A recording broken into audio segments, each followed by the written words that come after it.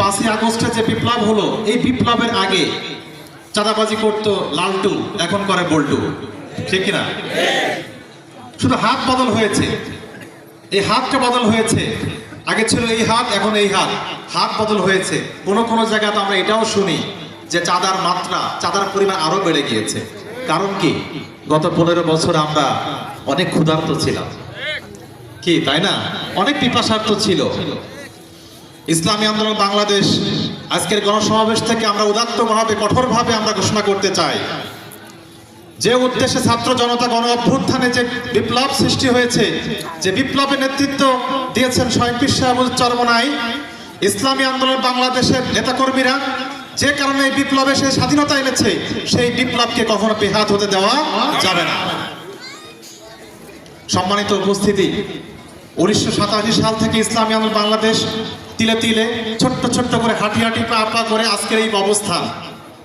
কিন্তু খুব দুঃখের সাথে বলতে হয়, অত্যন্ত দুঃখের সাথে বলতে হয়, আমরা কেমন যেন ওই কৃষকের মতো সারা বছর কৃষকের মতো কৃষিকাজ করি আমরা, কিন্তু দিন শেষে, বছর শেষে আমরা মাঠের যে ফসল সেটা আমরা ঘরে তুলতে পারি না, ঠিক কি না? এর অনেকগুলো কারণ আছে। অন্যতম কারণ হচ্ছে এই ভোট কেন্দ্রগুলো, ভোট সেন্টারগুলো আমাদের দখলে না থাকা। কি আপনারা কি একমত? আপনারা কি একমত? আমরা কি দেখেছি? আমরা সম্পূর্ণ প্রিপারেশন নিয়ে, প্রস্তুতি নিয়ে আমরা আসি এখানে, ভোট কেন্দ্রে আসার আগে দেখে আমার ভোট হয়ে যায়। সুতরাং একদল, বাংলাদেশের অন্যতম দল, তারা বলছে যে নির্বাচন দাও, নির্বাচন দাও, নির্বাচন দাও, কখন জানি আবার ওখানে চেয়ারে বসবো। কিন্তু আমরা বলতে চাই, আগে সংস্কার হতে হবে, উল্লেখযোগ্য সংস্কার হওয়ার পরে নির্বাচন দিতে হবে। তা না হলে যে লাউ সেই কদু, এটা পরিবর্তন হওয়া দরকার। যদি আমরা উল্লেখযোগ্য পরিবর্তন, রিমার্কেবল চেঞ্জ যদি আমরা না আনতে পারি, ভোট এবং ভোটার ব্যবস্থায় এই নির্বাচন ব্যবস্থা যদি আমরা পরিবর্তন না নিয়ে আসতে পারি, তাহলে আসলে চেয়ারের পরিবর্তন হবে, নীতির পরিবর্তন হবে না, মানুষের শুধু মস্তদের পরিবর্তন হবে। মানুষের ভাগ্যাকাশে যে শান্তি, এই শান্তির আসলে কোনো পরিবর্তন আসবে না, শান্তি আসবে না। সম্মানিত উপস্থিতি, খুব কথা লম্বা চওড়া করব না, আজকের প্রধান মেহমান উনি বিস্তারিত আলোচনা করবেন। তবে আপনাদের সামনে দু একটা দাওয়াত দিয়ে আমি আমার বক্তব্য শেষ করতে চাই। 1 নম্বর দাওয়াত হচ্ছে এটা, ইসলামী আন্দোলন বাংলাদেশের অন্যতম সহযোগী সংগঠন ইসলামী আইনজীবী পরিষদ। আপনারা কি নাম জানেন তো? ইসলামী আইনজীবী পরিষদ একটা গুড নিউজ, সুখবর দিয়ে আপনাদেরকে বলতে চাই, ইসলামী আইনজীবী পরিষদের আলহামদুলিল্লাহ বাংলাদেশ সুপ্রিম কোর্ট এর হাইকোর্ট বিভাগ থেকে শুরু করে বাংলাদেশের প্রত্যেকটা জেলা বারগুলোতে আলহামদুলিল্লাহ আইনজীবীদের সংগঠন, আইনজীবীদের যে ব্যাপ্তি, কমিটি গঠন হয়েছে আলহামদুলিল্লাহ। সুতরাং আপনারা হীনমন্যতার শিকার হবেন না। এটা ইনফিরিয়রিটি কমপ্লেক্স যে আমি নাই, আমি কিছু না, এখান থেকে বের হয়ে আসতে হবে। আলহামদুলিল্লাহ এখন ডাক্তার আছে, ইঞ্জিনিয়ার আছে, শিক্ষিত লোকবল আছে, জনবল আছে, আলেম ওলামা আছে, আইনজীবী আছে, আলহামদুলিল্লাহ বিচারকও আছে। সুতরাং আপনাদের কিসের এত ভয়, কিসের এত পিছপা? আমাদের এখন সময় সামনে আগানো।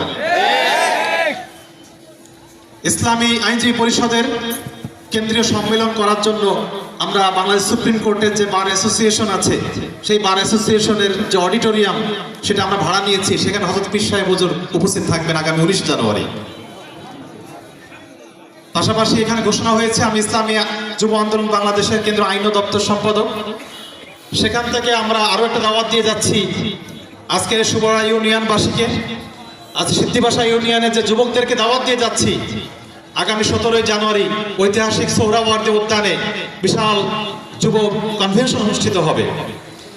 সেখানে 1 না 2 জন না, 10 জন, 20 জন না, 1000, 2000 না, লক্ষাধিক যুবকের উপস্থিতি ঘটবে সেখানে ইনশাআল্লাহ। সেখানে হযরত পীর সাহেব হুজুরের হাতে আমরা মুষ্টিবদ্ধভাবে শপথবদ্ধ হব যে আগামীর বাংলাদেশ হবে ইসলামের বাংলাদেশ, আগামীর বাংলাদেশ হবে ইসলামী আন্দোলনের বাংলাদেশ, আগামীর বাংলাদেশ হবে ইসলামপন্থীদের বাংলাদেশ।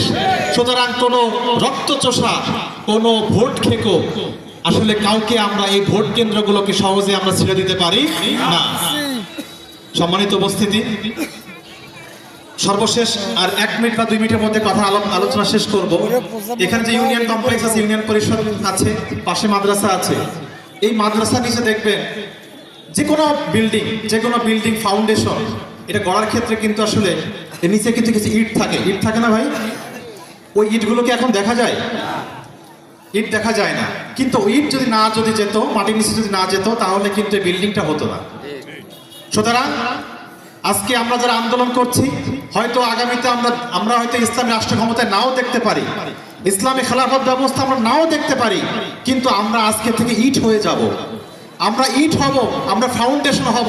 আজকে আমরা যদি ইসলামী খেলাফত ব্যবস্থা না দেখতে পারি, একটা কল্যাণকর রাষ্ট্র দেখতে না পারি, ইনশাআল্লাহ আমাদের পরবর্তী বংশধররা, উত্তরসূরিরা দেখে যাবে ইসলামের পতাকা পথ করে বাংলাদেশে উঠছে, পুরো হিন্দুস্তান, পুরো ভারতবর্ষে ইসলামের পতাকা উঠছে। এটা আমাদের আমরা উত্তরসূরিরা দেখে যাবে ইনশাআল্লাহ। সেই আশাবাদ ব্যক্ত করে আজকের এই সুন্দর একটা প্রোগ্রাম উপহার দেওয়ার জন্য, আমাকে আমন্ত্রণ জানানোর জন্য আবার কৃতজ্ঞতা প্রকাশ করছি। শুভরা ইউনিয়ন এবং সিদ্ধিবাসা ইউনিয়ন এগিয়ে যাক। আল্লাহ তাআলা ইসলামী আন্দোলন সহ সহযোগী সকল সংগঠনকে কবুল করুক। আল্লাহ তাআলা এখানে ইসলামী আন্দোলন বাংলাদেশ সহ ইসলাম ধর্মী বাইরে গিয়ে যত ধর্মাবলম্বী এখানে আছে সকলকেই আল্লাহ তাআলা যেন ন্যায় ও কল্যাণের সমস্ত দান করেন। ওয়া আখিরু দাওয়ানা আলহামদুলিল্লাহি রাব্বিল আলামিন। আসসালামু আলাইকুম ওয়া রাহমাতুল্লাহ।